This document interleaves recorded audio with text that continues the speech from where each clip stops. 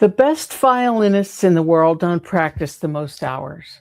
They practice hard, and then they rest more than everyone else. The thing you keep calling falling behind is exactly what elite performers schedule on purpose. Welcome back. This is Dr. Lisa. We're on day 2 of working through summer. And today we're breaking the belief that's underneath the whole struggle, the idea that if you rest, you're falling behind.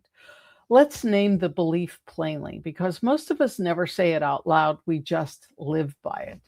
The belief is stopping equals losing ground. Every hour I rest is an hour someone more disciplined is using to get ahead of me. So rest becomes something you steal guiltily in small amounts, always with one eye on the work you should be doing. And that guilt follows you right into the rest. So the rest doesn't even work. Here's the study that should dismantle this. In 1993, Anders Ericsson at Florida State University published a study of violinists at an elite music academy in Berlin.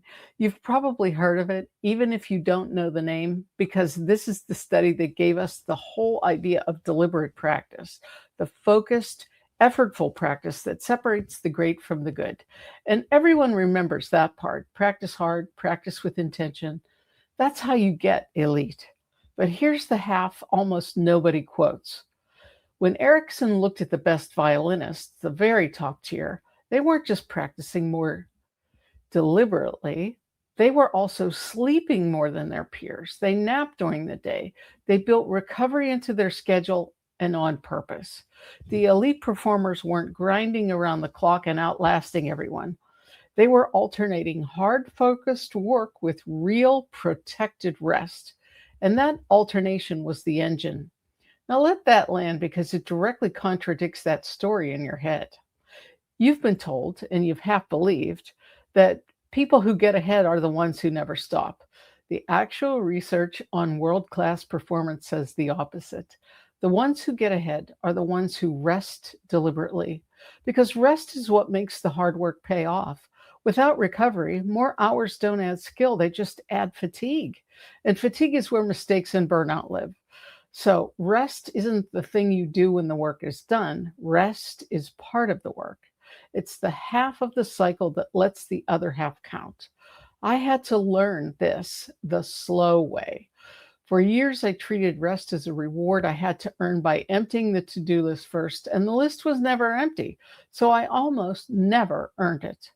What changed things wasn't working less out of weakness. It was finally understanding that protecting recovery was the more serious, more strategic choice. And that's a thing a professional does, not the thing a slacker does. So if you take one idea from today, take this.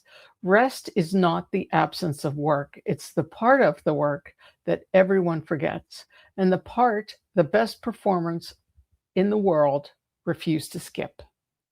So today's challenge: schedule one real rest block for tomorrow and put it on the calendar like it's a meeting with a start and an end time. 20 minutes, an hour, whatever really works for you. Then protect it the way you'd protect a meeting with someone important, because that's exactly what it does. And notice the urge to give it away the second something urgent appears. Don't. That's today. If the guilt around resting has been ruining your summer, comment help below and I'll point you in the right direction. I read every single comment.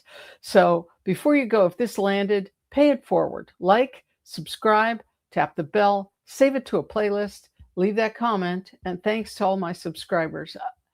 That's where this community really comes alive. The bigger the circle, the lighter we all carry. That's Nezzen, and I'm glad you're in it. Tomorrow, the science of why this even works, what actually happens in your brain when you take a break. This is day 2 of working through summer.